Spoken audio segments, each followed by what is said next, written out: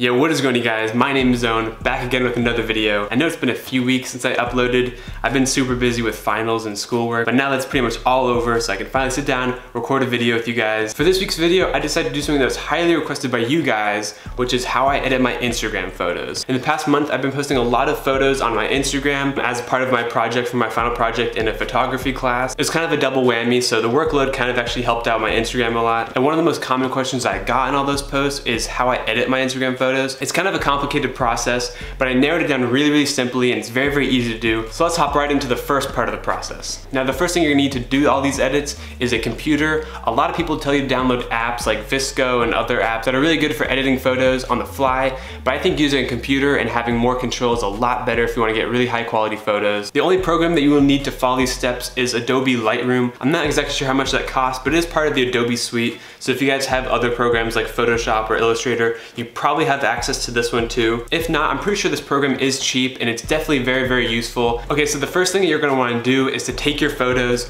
Honestly, you can use any camera you want to. A camera doesn't really matter. You just need something that takes good pictures. It doesn't have to be a super high-end camera. I've actually just been using the camera that I'm filming this video on, which is a Canon EOS Rebel SL2. It's not a great photo camera, but it is a really good video camera, but it still works perfectly fine for what I'm showing you guys. I've used like 3 different cameras on my Instagram, and honestly, they all kind of look the same to me. It all just comes down to the editing and post, so let's hop right into it. So after you take all your photos in different locations, different poses, different compositions, you wanna open up Lightroom and hit import, and then import all your photos into there, just to put all of them. Doesn't really matter which ones you choose right now. And after that, your screen should look something like this. It'll have all your photos, and then you hop right into develop. So in develop, that's where you can change your cropping, all of your colors, all your lighting, all that. It's all done in develop. And this is kind of where you can develop a partial aesthetic. In photography, there's kind of 2 different parts that go into like a particular style or aesthetic, and that is like the content and then how it's edited in terms of like the color and the composition. For the sake of this video, I'm gonna be editing my photo in the same style as Ray's Corrupted Mind, who's a very popular like photographer these days. He does like Travis Scott, he does Bloody Osiris, he does all those guys. He's a very good photographer, and a lot of people think he uses a film camera. He does sometimes, but most of the time he actually uses a digital camera and then edits it in Lightroom. Now, before we hop into the actual editing of the photos, you want to actually go through all of them and pick the ones that you like the best. I like to do it in 2 different ways, and that is to give the photos a rating and then organize it by color once it's done editing. Now, it's really simple to do that. There's a couple different ways, but the easiest way is to go down to this arrow right here and then hit rating and then color label, and you'll have these right here. It'll have 5 stars and then different colors. And then you're just gonna wanna go through every single photo, find the ones that you like, and if it's a good photo and you like it a lot, give it like a 3 to 5 star rating. If it's a 5 star, obviously it's gonna be your best photo. I'm just gonna quickly go through that so you guys don't have to watch this whole process.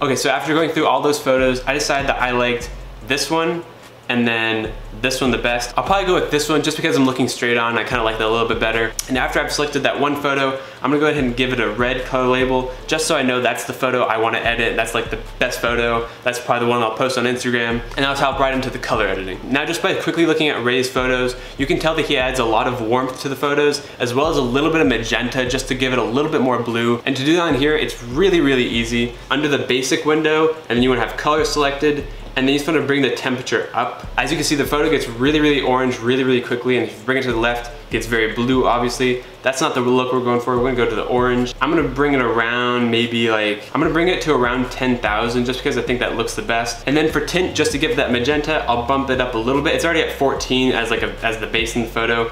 I'm probably gonna bump it up to like 37 a little bit. Your photos aren't gonna be the exact same just because each photo has its own dedicated warmth and tint. So just by using these numbers, you won't get the same look. You have to kind of do it on your own just by judging. So right there, I'm actually pretty happy with the colors. I think it looks really good. Since it's a dark photo, I think having more warmth helps it out a lot. If it was outside and a lot brighter, I'd probably bump down that temperature just a little bit. Next, what you can do is play around with your blacks, whites, shadows, and highlights. As you can see, if you bump down the black, it'll make your blacks really rich. And if you bump it up, it'll make it more of a gray. Next, playing with the whites. Obviously, it's gonna do the same thing. So if you bump it up all the way, it'll make your whites very white. And if you bump it down, it'll make them very gray. Next, for the shadows, since Lightroom is really smart, it's able to tell kind of what's a shadow and kind of what's a highlight. So if you bump down the shadows, it'll make the shadows darker. If you bump it up, it'll try to get rid of those shadows as much as it can. And then obviously if you play with your highlights, you're able to see right there, the lighting on my face and on the column changes. It's a really, really smart program. I don't know how it does it. I'm gonna bump up my blacks just a little bit because in Ray's photos,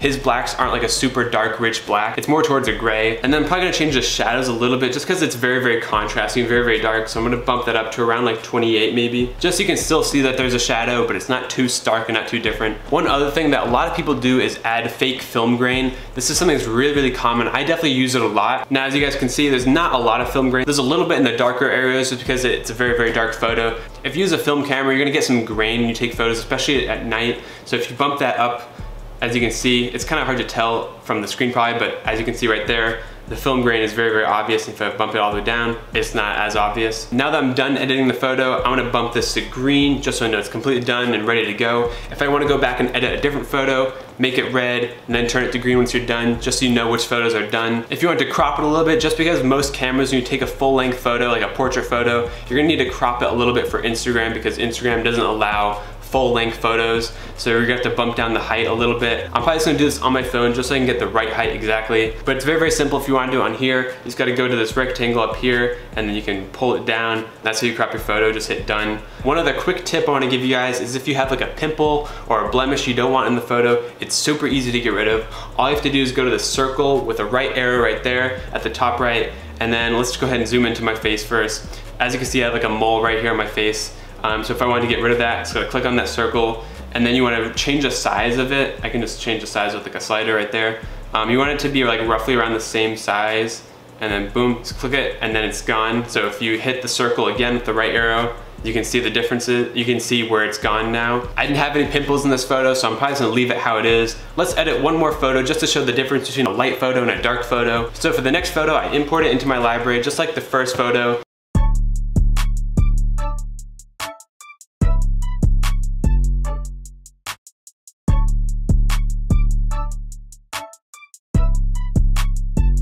Okay, so I think this is the photo that I want to go with. I really like the framing, how I'm a little bit off center. I'm probably gonna end up cropping it a little bit just because I don't like the top half of the picture. So let's go ahead and do that quickly first. So again, I'm gonna go over to the crop tool, and I'm gonna pull it down a little bit, probably to around there. I think that's good enough. So probably the first thing I'm gonna change is the temperature. Lightroom is reading the photos really, really cool. So I'm gonna bump it up a little bit. Let's go ahead and try it out. I kinda like that temperature. I think it looks really good. It managed to bring out the green in the plants, but it still makes the black look black and not too blue. Next thing I'm gonna do is bump up the tint just a little bit towards that magenta side. It is pretty magenta-y already, so I'm just gonna bump it up just a tiny bit. Next, moving on to the whites, blacks, shadows, highlights. I think the blacks are looking a little too gray, so I'm gonna bump it down a little bit. Let's go, there we go, 37. I think 37 looks good. That way the folds in the pants still look black, but they still have some detail in it, if you know what I mean. Next, since my skin looks really, really pale, I'm probably gonna bump down the white just a little bit, just so you can still see detail. So as you can see right there, if I bump it up, it's very, very white, very, very overexposed, but if I bring it down, my skin color becomes more detailed and you're able to see more stuff.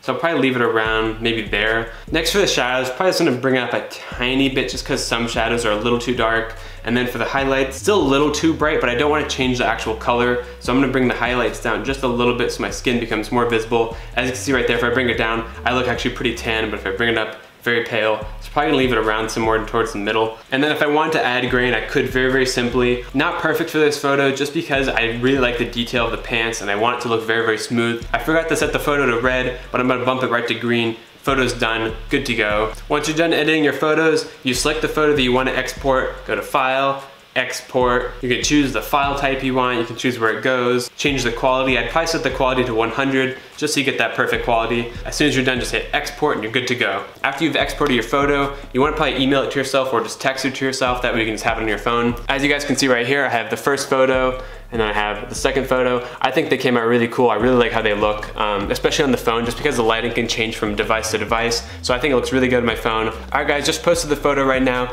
Go like it on my Instagram, @owentopfits. It'll be in the corner right here. Again, you guys, this is a very, very simple tutorial. It's not too in-depth. I've been getting this question a lot recently, so hopefully this video is helpful and answered a lot of those questions. And yeah, that's basically it, you guys. I hope this video is very, very helpful to a lot of you. Thank you guys again for watching. If you enjoyed this video, leave a like, subscribe if you're new. I'll see you guys next week with another video. My name is Owen. Peace out. Have a good day.